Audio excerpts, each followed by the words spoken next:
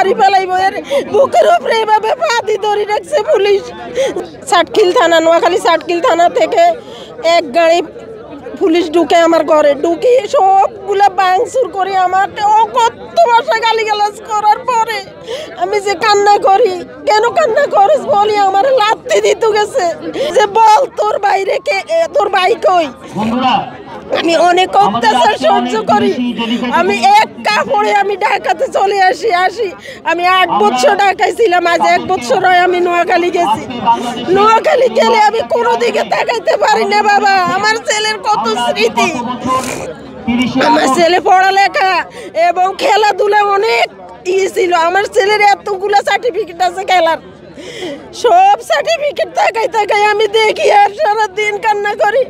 আমি মনে হয় বাবা, আমার মনে, আমি 2 চোখে তেমন দেখি না, আমি অন্ধ হয়ে যাই বাবা। এই ছেলের যদি আমি একটু সন্ধান পাইতাম, আমি শুধু এইটাই মনে বলি যে আমি তো প্রকৃত মা না, যদি আমি প্রকৃত মা হইতাম আমি আমার ছেলের একটু সন্ধান হইলেও বাইর করতে পারতাম।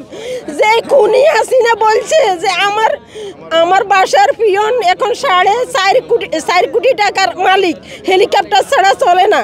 সেই নোয়াখালী ওই পিয়নের বাড়ির পাশে আমার বাড়ি। ওই চক্রান্তকারী, ওরাই চক্রান্ত করি আমার ছেলের গুম করাইছে। আমি চাই আমার ছেলের প্রকৃত সন্ধানটা আমারে দেন। আমি যদি আপনারা আমাকে কোটি টাকা দিবেন আমার বুক ভরবে না বাবা। বাবা মা জানে সন্তানের ব্যথা কতটুকু বাবা। আপনারাও মায়ের সন্তান। আমি চাই আমার ছেলেকে, ছেলে যদি জীবিত থাকে আমার ছেলেকে আমার বুকে আনি দেন। আর যদি আমার ছেলেকে না আনতে পারেন, আমার ছেলের একটা সন্তান আমাকে নিতান্ত দেন।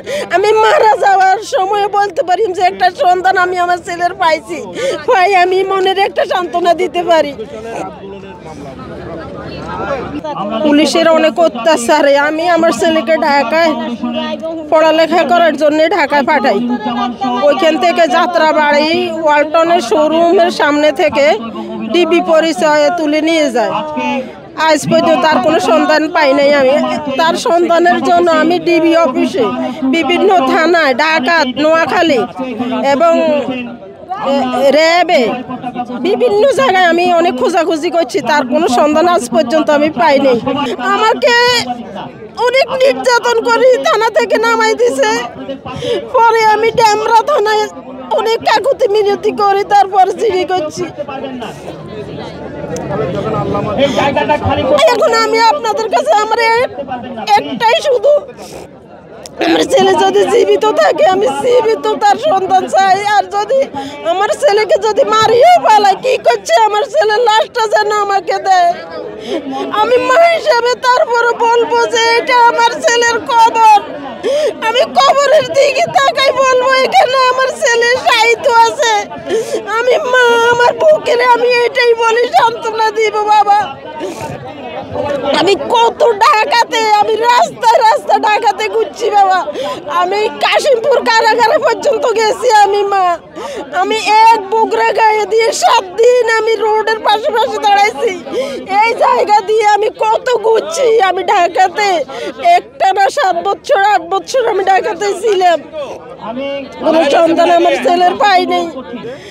আমার ছেলেকে যেদিন গুম করছে, পরের দিন 10টার সময় আমার গ্রামের বাড়িতে, আমাদের সাটখিল থানা, নোয়াখালী সাটখিল থানা থেকে এক গাড়ি পুলিশ ঢুকে আমার ঘরে, ঢুকি সবগুলা ভাঙচুর করে আমার কত ভাষা গালিগালাজ করার পরে আমি যে কান্না করি। কেন কান্না করিস বলি, আমার লাথি দিতে গেছে। তারপরও আমাকে থেকে 10,000 টাকা নিছে, তারপরে বাইরে হয়ে গেছে। আমি জিডি কেন করলাম, এর জন্য আমার ঘরে আমার প্রায় 60-70টা ছেলে ঢুকি। আমার হাজব্যান্ড একজন প্রাইমারি স্কুল টিচার, ওনার চোখ বাঁধি, ওনারে সুপারির লাঠি দিয়ে পিটাইছে। আমার একটা ছোট ছেলে প্রতিবন্ধী, সে এখন অনার্স 3rd ইয়ারে পড়তেছে, বাম হাতে লেখাপড়া করে।